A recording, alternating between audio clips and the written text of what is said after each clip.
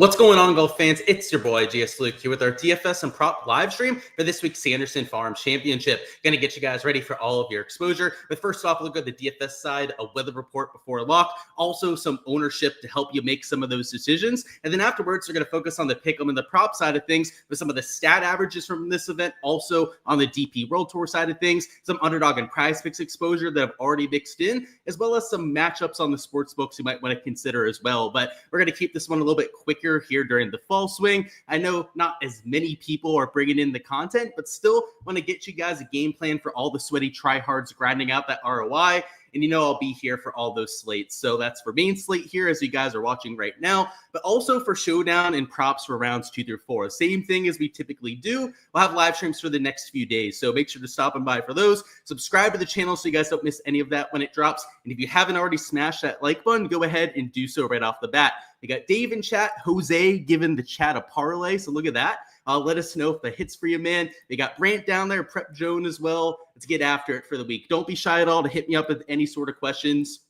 Like I said, we're going to be a little bit quicker with this one, but I will touch on every single question that we have in the chat. So before we go through the weather report, which is the first main thing that we're going to go through, do want to remind you of this golf course. If you haven't caught any content throughout the week, this is a Birdie Fest event. You've got a putting contest, a lot of emphasis on the greens, also with your distance off the tee. The par fives aren't reachable unless you're a bomber. So I'm looking for guys that are long, that have a high birdie percentage, and that are good at putting on these Bermuda greens. So those are really the main three key stats that I'm using in my modeling. And that's the case at a golf course when you're getting a -20 to -25 winner. So that's Country Club of Jackson, par 72 setup. It does have some length to it. It's nearly 7,500 yards, which is where you get that driving distance emphasis. So I just wanted to give you guys the SparkNotes version of the course breakdown if you guys haven't seen it already. But from the weather perspective, it doesn't seem that impactful for the first few days. So first off, for Thursday, looks a little bit calmer tomorrow morning, but it's not a big difference from morning to afternoon. Goes from close to 6 to 7 miles an hour in the morning to about 9 miles an hour flat in the afternoon. Wind gusts are also pretty consistent throughout the day. So tomorrow, I would say maybe it's a 0.1 to 0.2 shot difference towards the morning, but I'm not expecting there to be too much there, for being honest. And then if we go to the other modeling, which I like to go to the GFS for 2 days out.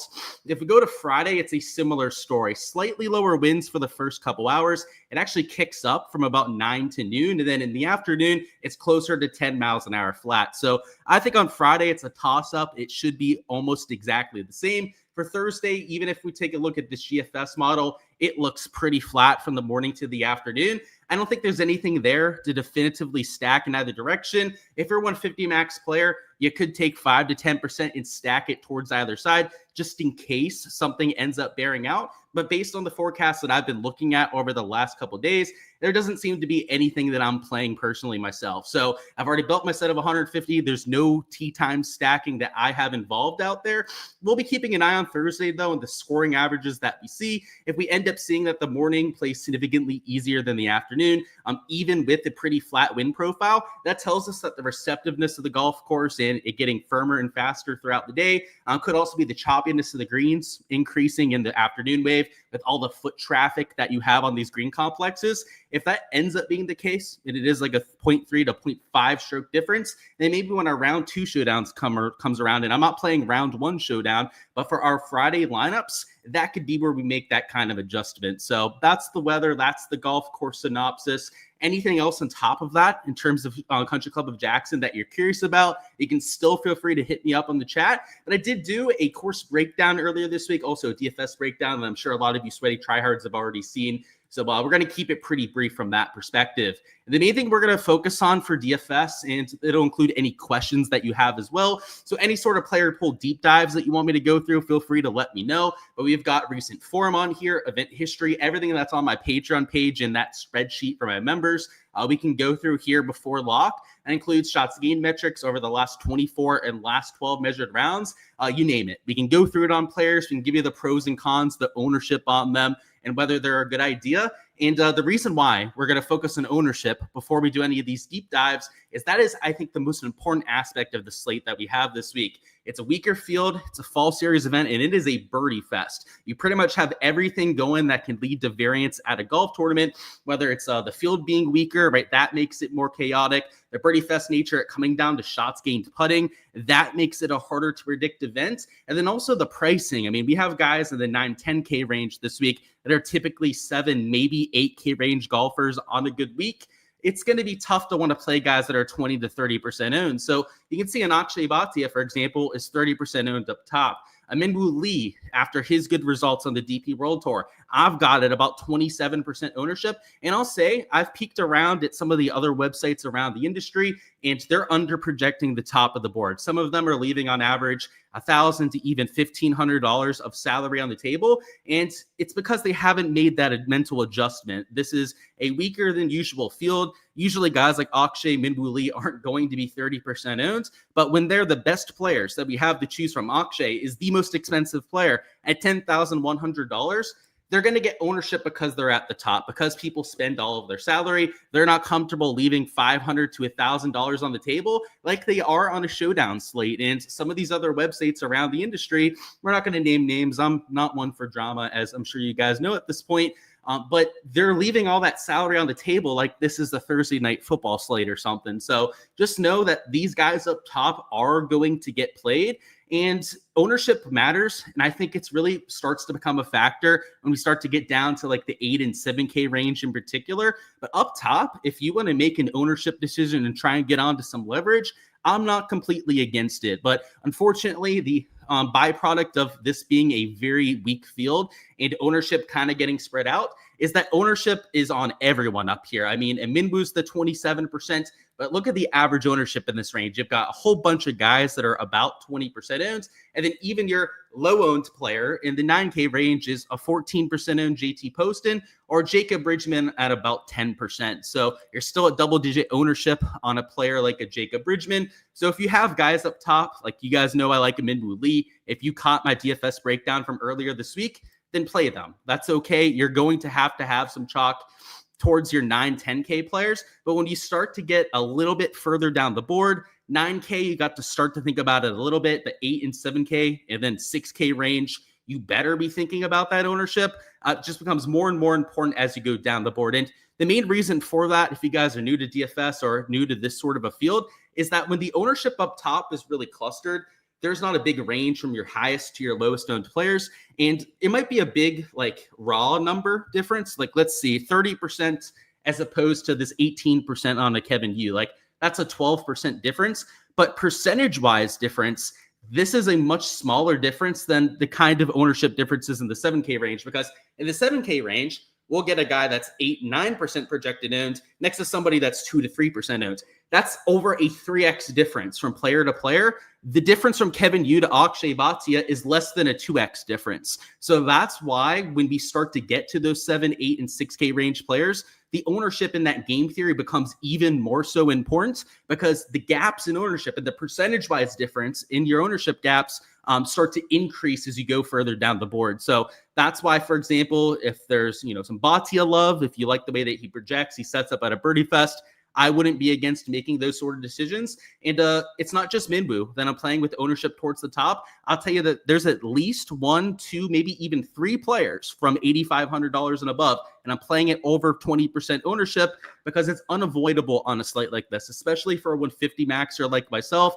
So that's the game theory towards the very top. But once we start to get down to this 8 and 9K range, ownership becomes a lot more of a factor, because like even in the case of these 8K range players, I like a Cameron Champ. He's won at this course before. He sets up well these birdie fests, in particular ones where you have to hit it a long way. But he's double the ownership of Alex Smalley. And I like Alex Smalley this week because of his putting on Bermuda. He's a high birdie percentage, aggressive player as well, that tends to play well some of your birdie fest sort of contests. In this range, let's say that you have some 7K chalk, you're using an Akshay or a Minwoo towards the very top end of the board, you might want to jump ship on somebody like a Cameron Champ and get to the lower owned options like an Alex Smalley, Luke Clanton especially, right? He's only about 5% owned for GPPs this week. You're trying to give yourself some of that flexibility down the line. So that's what we mean when we talk about thinking about the game theory, trying to balance ownership in your lineup. And the larger the field contest that you're entering, the more entries that you're playing against, the more and more you need to be thinking about the rest of the field and getting that leverage in there. Let's go down to the 7K range. So I've got all the ownership on here. It's a fall series event, so I figured why not just keep it up there for the entire field? But of course, guys, if you want to download these sheets and get all my projections, my entire player pool, all my bets that I'm taking for these events, you guys can find those on my Patreon page. Golf DFS tier is how you get access to these. We have them for main slate, like you're seeing right now, obviously, but also for round 2 through 4 showdown. So link in the description to go out there and join that. And it's only $15 a month too, an absolute steal compared to what you find in the rest of the industry. But I do want to go through some of the ownership in this 7K range.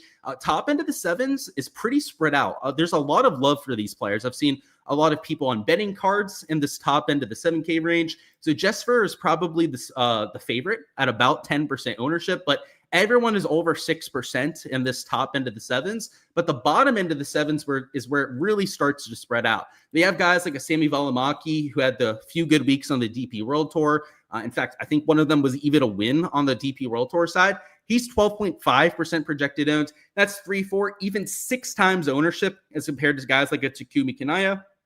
Excuse me. And then down towards the bottom end of the sevens, we've got Meissner at 10%, a Taylor Montgomery at 9.7%, even a Lanto Griffin at 7.7% ownership, where you can see that percentage difference between players, right? This is a 5x gap from player to player. This is a 3x gap from player to player. This is a 3x gap right there. And even a Lanto, that, again, 7.7% ownership. If they were up top, they'd be low owned. Compared to some of the other guys around him, he's 3 to 4 times the ownership of some of the players around them. So not every single player that we've just pointed out is an automatic fade for me, but especially these guys that just got hot for a week or two, like a Lanto, a Taylor Montgomery, and it's been a couple weeks since we last saw them play.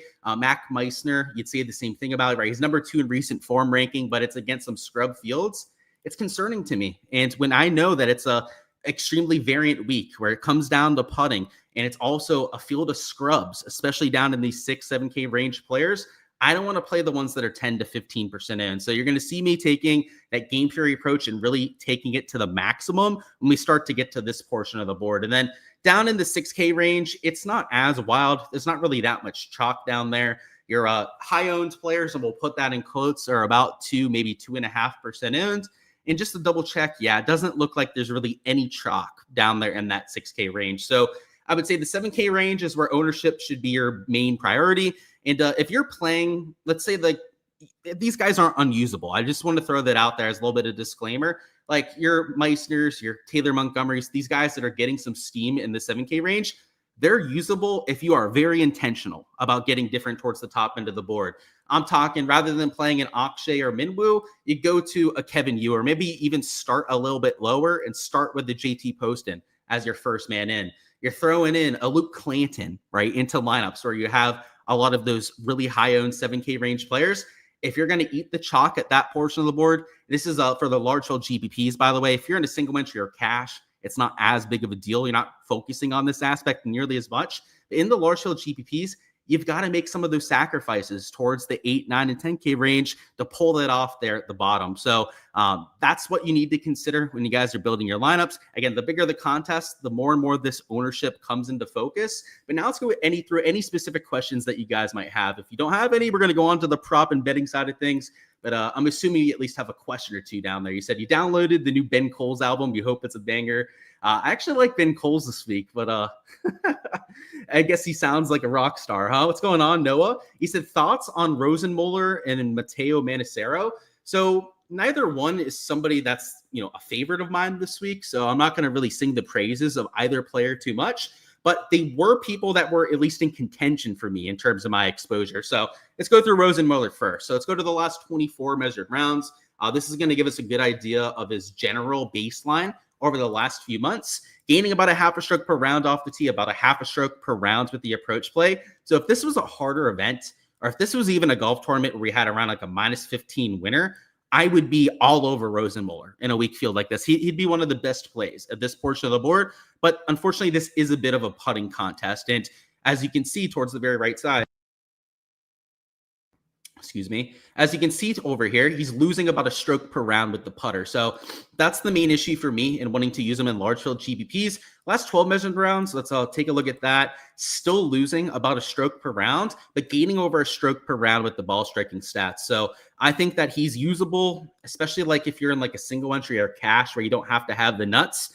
I feel pretty confident that he's going to make the cut at $6,900. But for large field GPPs, and I ranted about this in my DFS preview earlier this week, but we're not trying to get guys to make the cut. We're hoping for a top 5 or top 10 upside. For Rosenmuller to pull that off, it's going to have to be completely flipping that flat stick. And considering that it's been poor over the last 24 and the last 12 measured rounds and no real momentum gained in that category, there's a concern that that's going to even be possible. So I don't think he's the worst play I've seen, but just use him in the right format, smaller field GPPs, cash, that sort of thing. And then Matteo Manassero, the shots gained metrics don't stand out as much, but he's one of the better players in that range in terms of shots gained. So over his last 24 rounds, gaining on approach, losing off the tee, which is okay at this course. This is one of the most lenient off the tee courses that we have on the PGA Tour. Losing putting, which he's streaky in that category, so it doesn't surprise me so much.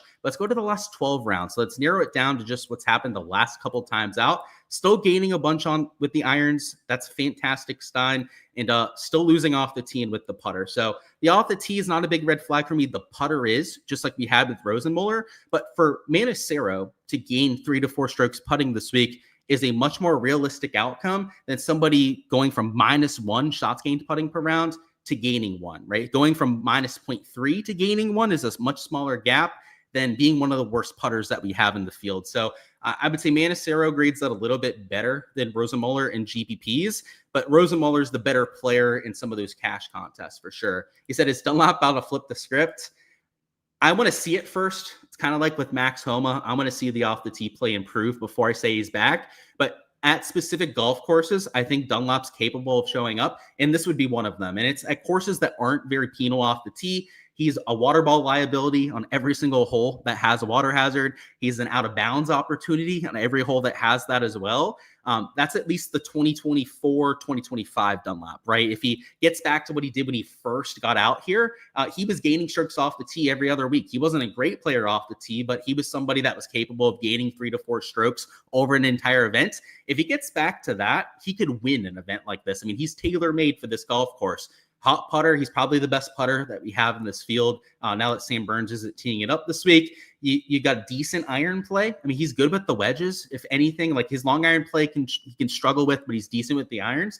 I'm using him in a couple builds this week. I think 2 lineups is what he made for my set of 150. He's my lowest exposed player that I have in my player pool, but I'm taking some exposure, but just in case, because his what if is much, much better than every other player in the field. Like there are some guys in the field where like, if they pull off the impossible, they have a good week. It's like maybe they top 3, they top 5.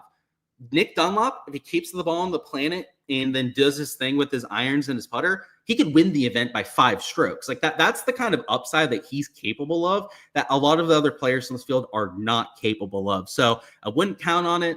I'm going to kind of wait to see it for a week or 2 until I say he's back. But he did have some signs of life towards the very end of the season. He had that 1 week where I think he had 30 birdies at the end of the week. He only finished in like tied for 5th or something, but he was the #1 fantasy scorer of anyone in the field. That's the clear birdie or better horsepower. That's the upside that not a lot of people bring to the table. And to win the Amex, you got to have birdie or better upside. So there's a time and place for him. Large field GPPs and low percentage, I'd say, on Dunlop. He said, thoughts on Smalley? He said, above average putter at a birdie fest. And he said, definitely an above average birdie maker. Yeah, so I kind of alluded to it quickly before. He's somebody that I'll be over the field on that I'm using in my player pool. He gains on Bermuda. So on top of just being a decent putter, he's in particular good on this surface. High birdie percentage guy, and he's a streaky iron player. We're going to have the good version of those irons to make it to that optimal lineup. But yeah, he far outpaces his placement points. That's what you want at a birdie fest like this. And you get him through the cut line and you feel pretty good about that fantasy score you're going to get, because you're getting a full 72 holes for him to try and get to the 18 to maybe 22 birdie mark. And maybe he's not the absolute nuts play if he makes the cut, but those kind of players, it's kind of like that Dunlop syndrome, right? If he just give him 72 holes, I like his chance to get those 15 to 20 birdies. So he's one of those players. He said, what are the vibes on Fishburne? So he's a confusing one for me. I feel like I never get Fishburne right. He's a good ball striker. Off the tees, long off the tees, a really good iron player, top 5, top 10 in green and regulation percentage the last couple years, but the putter is normally a liability. Now, lately, the last 3 to 4 months, he's had some spike weeks. That's why we've seen him start to show up on those leaderboards, but there was a stretch this year, 3 to 4 months, where he was an absolute ghost. So I'm not somebody that has a good pulse on when to play a Fishburne, but I personally prefer to play him at harder golf courses where the ball striking is a little bit more important, because that is his main strength. It's the off the tee play. It's the iron play in particular, hitting greens regulation. He just wears out the golf course that way. This isn't the week for that. So I'm personally not going to be super high on him, but I think he's a talented player that I want to figure out. I want to get more exposure to Fishburne when he's playing well, because it feels like he's a pretty talented kid. He said he got that Thorbjornsen, Poston, Clanton, Dunlop, and Smalley on your underdog draft. Yeah, I like a lot of those guys. Like Poston, he's somebody I took for an over on birdies. He's had a lot of success at this course, including a 3rd place finish. Clanton, I'm a big Clanton guy. Dunlop too. That's a high upside lineup. I can't give you too much pushback there, man. I hope it works out for you. Let's go through some prop stuff now. So we're going to cycle into the prop side, go through a few pieces of exposure I've already entered, and you can see some of the stat averages on the screen. So we're going to start with the Sanderson farms. We're going to mix in some DP World Tour stuff towards the very end. But scoring averages last year were the easiest that we've ever seen at this event. It played minus 2.62, which is a 69.38 average. It was over a 4.6 birdie average. A bogey average was less than 2 per round. I wouldn't count on it being quite as easy this time, just because historically it's closer to like a minus 1.5 to maybe like a minus 2 scoring average. But that's where I'm comfortable putting it, in that minus 1 to maybe minus 2 average. With upside, I guess I can't completely eliminate the possibility that it plays as easy as last year, but there's still a little bit of wind in the forecast. And if you're just joining us, we did show this forecast a little bit earlier on the live stream, but it's close to 9 miles an hour in the afternoon. So it's not going to be a completely calm day, but it's also not going to be a breezy day at the same time. So that's why I think the averages from a couple years ago, 3 years ago, where it's in that minus 1.5 to minus 2 range, are probably a little bit more appropriate. So birdie average probably drops to maybe like 4.4 per round. Nothing drastic though. Bogey average is maybe where there's a little bit more of a difference. I could see that going up to like 2.2 to perhaps like 2.3 per round. So that's more of like a 0.3 to 0.4 difference there. Overall, that's where you get that half a stroke to maybe 0.75 strokes difference with that scoring average. Your fairway average, that could go down a bit. It was 7.24 per round that year. It's been as high as 7.75 per round at this golf course, though. It's as high as it's ever gone. So something between 7 to 7.75 is what we'll get with that fairway average. And then your green average, you can see it was about 12.58 per round. That normally hovers in the 11.75 range. And last year was the highest green and regulation rate that you've ever had at this golf course before. So that probably goes down a bit, probably to at least 12.25. I'd say 12 to 12.25 is probably the hot spot for that category. So it's important to give ourselves a baseline of what to expect from the field, so that when we're betting props and we're taking sides for round number one, we know what we're asking from our players. Are we asking them to have an average day? Are we asking them to gain a stroke to the field? Are we asking them to gain a birdie to the field? So on and so forth. That's the best way to evaluate props, and that's what you'll find on our live streams. That's how my process has worked over the last few years, and what I've found quite a bit of success with. So we don't have the pin locations yet. That is something I normally add on top of our analysis to be able to break it down a little bit more in depth. But I do have some value that I've already been able to break down. So let's go through first the slip that I took on the Bet the Number blog. So if you guys haven't already read it over there, that is a blog I do for free every single week, going through some stat averages, some of the modeling that I'm doing for these golf courses, as well as one free slip for round number one every single week. So if you're not following my X/Twitter, I'd highly recommend doing so. There's, that link is posted there every single week, as well as a lot of other free content to help you out with your bidding process. Also lets you know when we're going live here on YouTube. So it's very useful from that perspective. But we'll go through the props that I took. So it was an under on Rasmus Højgaard with the fairways hit, and then an over on JT Poston birdie. So I know we kind of hinted at that one a little bit earlier. Let me get a sip of water before we go through the quick Spark Notes explanation of it,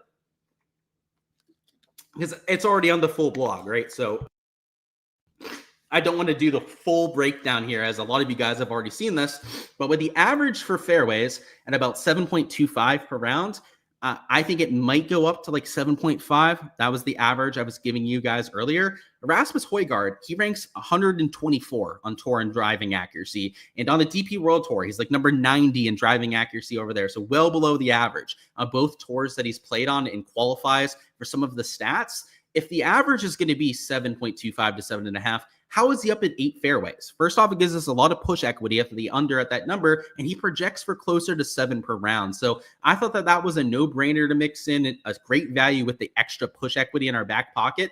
And if you told me, and I didn't see the sportsbook lines ahead of times, if you told me that he was at 7.5 and even money, I would have bet that before looking at the board. Now, on sportsbooks, he is at 7.5 and juiced towards the over.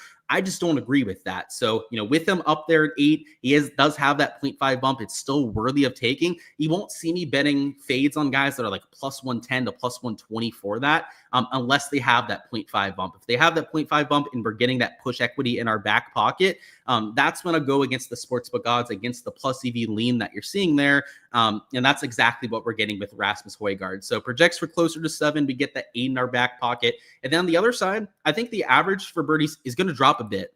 I don't think it's going to drop drastically, though. Maybe the 4.3 to 4.4 per round. Poston isn't necessarily an elite tier birdie maker.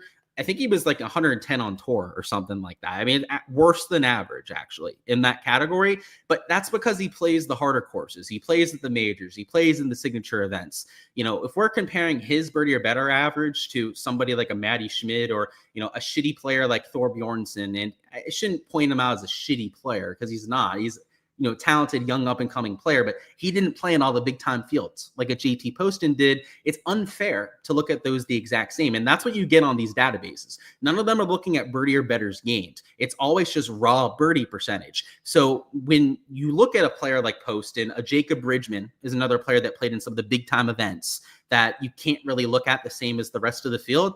A player like Poston came into the last few events of last season, I should say, still in 2025, playoff events, BMW Championship, FedEx St. Jude, top 25 in both of them. He isn't gaining like 1.5, 2 strokes per round like some of these other guys, like a Taylor Montgomery, a Mac Meissner, that look like absolute gods. Those guys did it against scrubs, the JV team. I mean, like players that were hardly even professionals were the fields that those guys were doing it against. Poston was top 25 against Scotty, against Rory, against Xander Schauffele, against all these guys that are the best players that we have in the world. Don't shit on a Poston. Poston is a top 3 player, top 5 player that we have in this field. So if the average for birdies is 4.3 to 4.4 per round, I'm projecting for 5+ birdies. That's the strategy there. You can't look at these birdie or better percentages one-to-one with some of these other players, especially if the database isn't doing it with birdie or better gained. And that's something that I'm starting to track so that I have that to use on players, so that I can make more accurate prop insights when I'm taking my leans. And I haven't finished it quite yet. I haven't put together the entire process to where I feel good about it. But I'm assuming when I do so and I take a look at JT Poston this year, that his birdie or better gained percentage is going to be a whole lot better than 110 or whatever he ranks for raw birdie percentage. So something to keep an eye on going forward. It's going to help our prop process quite a bit. And that was the first slip that we ended up taking. But before we go to the second slip, we got to talk about some of this DP World Tour stuff. And by the way, if there's any props you want me to deep dive, just feel free to let me know in the chat, and we can go through that a little bit later on. But you can see them at the bottom. There are 3 different courses that they're playing on the DP World Tour. There's the Old Course, there's Carnoustie, and then there's Kingsbarn. It's one of those events where you have 3 rounds before the cut. You play one of the 3, all 3 of the courses before that cut line ends up happening. And Carnoustie is the one that all the players on Prize Picks are playing for tomorrow. Carnoustie, as you can see down here, is also by far the hardest of the 3 golf courses. It only played about 0.93 under par last year. Old Course was minus 2.3. Kingsbarn was the easiest of all of them. It played minus 3.4. Carnoustie, by the way, hosts the Open Championship, just like the Old Course, but Old Course is always easy. Carnoustie is at times the hardest course that you have for the Open Championship. And this week, it's not set up like the Open. The rough isn't nearly as long. They're not going to use the super difficult pin locations like you'll see for Sunday at Carnoustie that are infamous and that will scare players and give them nightmares from the day before. But Carnoustie at times for this event, if you go back over the last 6-7 years, this is an event that they play every year on the DP World Tour, has sometimes played 4 5 strokes over par. So this is a course that under wind and any sort of rain is an absolute bear. I mean, even if they're not setting up hard, which they don't, when they're setting it up for the Alfred Dunhill Links, it can be one of the most brutally difficult courses that we have in the world. So you can see where we're going with this, right? So let's go to Carnoustie. So this is right near the course, and this is what we have for Thursday. 9 to 12 miles an hour wind. So that's not super windy, but there's some wind out there, some rain that's coming through, and gusts to 20 miles an hour. This is not a Carnoustie that's going to play 2 strokes under par. This is a Carnoustie. If I was a betting man, and you guys know I am, that would play closer to even par or potentially even over par. So when we go to Prize Picks and we take a look at some of these lines they have, and the thing about Carnoustie too is it's a hard par 72. This isn't a hard par 70, right? Where over par is like 71 or 72. Over par is like 73, 74 strokes. So when we take a look at these lines that we have over here, and Harry Hall, for example, is at 70 strokes, that's a mighty fine optimistic projection to have him shooting -2. Because if we're going to give the field around even par scoring average, that's gaining 2 strokes to the field just to push that kind of number. And to go under, that's gaining 3+ strokes to the field. So I'm going to bet on Carnoustie being Carnoustie. It's one of the trickiest tracks that we have around the entire world. And with that push equity on that 70 mark, it's just like the push equity that we had on that Rasmus fade from before. I like that in my back pocket. So we're going to take the over on Harry Hall. And then what I ended up mixing that in with was another under on fairways, because if you couldn't tell from an explanation, I think this board is severely mispriced. So what I ended up taking it with was this Min Woo Lee under on fairways. He's, I believe, number 130 on the PGA Tour in driving accuracy. I believe that's 100% accurate, but I might be off by a spot or two. Just going off of memory, right? This isn't something I have written down or anything like that. But he's well below average in the category. That's the main thing that matters there. And the average was 7.25 to 7.5 per round. So once again, I ask, how the hell is a well below average driver, somebody that loves hitting driver, somebody that sprays the ball because he hits the ball such a long way, how is he 0.5 above that average? It just doesn't make sense. And with that push equity that we're getting at 8, I will gladly take that underside. And on the sports books, these players like Rasmus Minwoo, they're at 7.5 and they're juiced towards the over. I just vehemently disagree with that. So if you have access to Draftkings, Fanduel, any of the sports books that will let you bet those under and fairways at like +110, +120, whatever they are, gladly do so. I would deploy 1.5 to nukes on those sort of things. Like they're just drastically off odds. It makes absolutely no sense for guys that are worse than the average. But on pick'em sites like this, where we get that, even number in our back pocket, it's pretty valuable from that perspective as well. So that's why I'm really leaning into that with those 2 leans that I've taken so far. For the rest of the exposure that I'm taking on Underdog and Prize Picks, you guys can find that over there on my Patreon page. I will throw out one more lean that I was looking at a little bit earlier. It is for Keith Mitchell in the morning. So I want to throw it out there now. I was thinking maybe is under at 69.5 strokes. If you've been following the PGA Tour this year, you'll know Keith Mitchell is the #1 scorer on the PGA Tour. For round number 1, he's actually even better than Scotty Scheffler now for the first day of action. So at 69.5, he's -130 for his under on DraftKings. Like it's at least a little tempting to want to take that sort of a lean, but I held off for right now. So for the exposure as I enter it, there probably will be a good amount tomorrow after we see the scoring averages. I want to see if it's playing to that -1.5 or maybe close to that -2.5 average that we had last year before I start taking some of these leans. Because if it is that -2 to -2.5 average, no brainer to mix in a Keith Mitchell under. But unfortunately, he's an AMT time. So that's why I'm just going to throw that out there now as a potential lean to mix in if you guys were looking for another prop and another potential piece of value to mix in. But for me right now, I just like to get that research ahead of time. And I've just been doing this a long time, guys.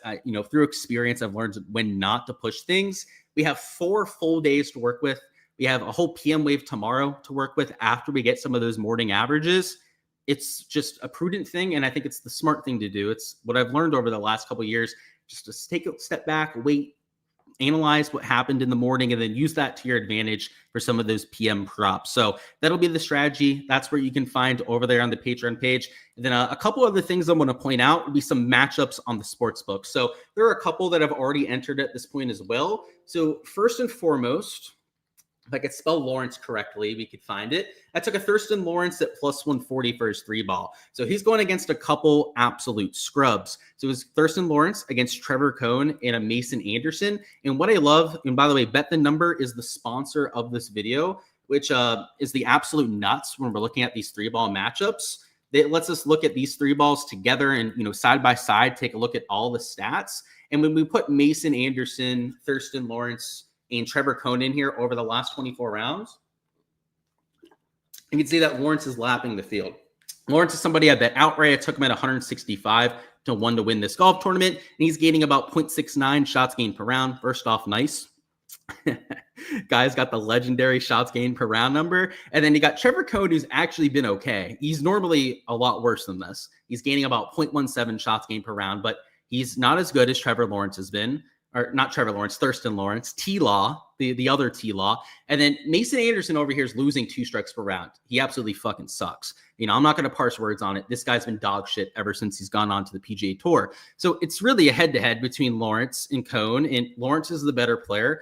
And Cone, he's playing over his head, and he's still the worst player between those 2 options. And when you take a look at the odds, you've got Cone at plus 147, which makes no sense. He's not that guy. He's just having a recent hot stretch where he's been an okay player. Thurston Lawrence has been up and down. He had the big win on the DP World Tour a couple weeks back. I'll take that all day at that plus 140. And if you go to Draftkings, you go to a site like Fanduel, I believe Draftkings had him at like plus 125. Fanduel only had him at that plus 130. This plus 140 number is a little bit better. So the tie is a no bet on this. I believe that might also be slightly different than some of the other books out there, but the plus 140 mark I thought was extremely fair to put in there. Now let's go through a few other ones. So I took Luke List. Luke List is a past champion at this golf tournament, and he's going against a Seamus Power, and he was plus 100 for a head-to-head. Personally, that makes absolutely no fucking sense. Some of these lines makers, some of these people that put together the odds really surprised me with some of the stuff they put together. So let's go to Luke List first, and then let's put in Seamus Power after. So List is better at this course, obviously. He's won here before. Seamus Power hasn't done jack shit. Over the last 24 rounds, Luke List is gaining 0.32 shots gained per round. Seamus Power is losing 0.13 shots gained per round. The only singular category that's of importance that Seamus Power is leading in is shots gained around the green, which this is a birdie fest. This is a course that will play -2 to -2.5 when you don't have that much wind. Around the green is not of our concern when we're looking at a head-to-head matchup like this. So explain to me how he's the underdog at the course that he's won at before. So that was a no-brainer that I mixed in, something that I've already entered. And then somebody talked about my guy, Ben Coles, before, and he's also a prop I mixed in here. Let's find him. So he's up there at the top against Henrik Norlander. He's -120, so he's not quite the plus money that we had on that last one. But let's go through why I think this one makes sense. So first off, Ben Coles is some of the best form of anyone heading into this week. You can see here towards the left, gaining 0.75 shots gained per round. Henrik Norlander is losing 0.74 shots gained per round. So just under a 1.5 stroke difference between those two with their shots gained per round. And Ben Coles, look at that ball striking, 1.75 shots gained ball striking per round. That is just a stat nerd's boner right there. You see that and you're like, what the hell? I got to play that guy in my DraftKings lineups, right? That's just it's a wet dream for us players that play golf fantasy. And he's losing strokes putting. That could be better, but like, if you're going to lose on anything, like it's okay when you're losing with the flat stick.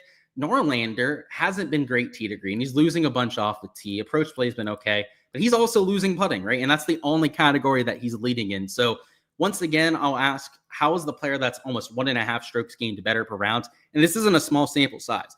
This is a 24-round sample size. This is a couple months of golf that we're comparing with these two players. How is he only that -120? So those are a few bets that I've already entered to this point out there on some of the pick'em sites and on the sports books that you saw there. But for everything I'm entering, including the stat averages for all of these rounds, weather reports, also all the DFS stuff that you guys saw before, you guys can find that on the Patreon page. The golf prop tier is how you get access to everything that you see here on Prize Picks and Underdog. And the golf DFS tier is how you get access to that spreadsheet I was showing you guys before. So that's this right here that we were going through together. It has my entire player pool on it, projected points, so you can copy and paste that into your optimizers, and all the research tools like shots gained metrics, event history, and all of that sort of jazz. So check that out. If that's something that you guys were looking to get access to, also help support the channel, of course, and everything that we're doing here. It's very reasonably priced. It's not like these other tout sites that cost you $50, even hundreds of dollars a month just for simple access to data. Mine's $15 a month for the prop tier. It's $15 a month if you're doing the DFS tier combined. Let's say you play DFS and you do props. I have one for $25 on there if you like all my golf content. So check it out if you guys haven't already. And now let's go over any of those last second questions or bets you guys wanted me to deep dive. So you said over on bogeys for Højgaard, and you said an under for Griot. Those are locks. Yeah, so Rasmus is dealing with some mental fatigue. So I actually didn't show this one before, but I'll give you guys the quote from my Discord on what we ended up seeing on Rasmus. So I always go through their interviews before every event because I want to see what they say about the golf course. None of them said anything about the course, unfortunately. So I kind of looked for no reason. But they said, how are your energy levels coming into this week? And Rasmus said, the energy level is not very high. The last few days have been quite rough, but it's all worth it. So that tells me that he's been drinking, that he's been having some fun, that he's been, living life up a little bit after that big Ryder Cup win. And I think that our fade on fairways makes a lot of sense. But if you want to fade him for an over on bogeys with the field average at likely 2 to 2.25 per round, then I'm not against that either. He's an extremely aggressive player, could have that mental fatigue going. That's I think a very reasonable lean on that. And he said the under on fairways for Griot too. Yeah, I mean, the average is 7.5 per round. Griot is an accurate driver. Worth noting that he's top 25 on tour in that category, but 9.5 is really high. So I wouldn't give you a pushback on that. That's definitely too high of a projection. Is it any love for Ryo Hisatune this week? So he's not really somebody that's on my radar, to be frank. So I don't want to lie to you and be like, yeah, I like Ryo and whatnot, but I don't think that he's a silly play. He's just a talented guy. I mean, compared to this weak field event, he's in one of the top 50 players, I'd say, in this field, and he's essentially unowned in DFS, and he's down towards the middle to the bottom end of pricing. So, if you want to throw him into a couple GPP lineups, I think it would make sense there, but he's not one of the guys on my radar that I'd be using as a conviction play. Wouldn't be using him in like single entries or cash, but there's a time and place for getting to guys like a Rio. So, alrighty, guys, that's all I've got. Best of luck with all the exposure that you guys are getting to. Subscribe if you guys haven't already. Also, smash that like button. And for the round 2 and 4 live streams, make sure to check that out over the next couple of days. After play ends, I'll be putting together my projections, a little bit of a game plan for the prop side, and then shortly afterwards going live here on YouTube. So if you're subscribed, you'll get notified when we go live over the next few days. But I'll see you guys then for all the content to come.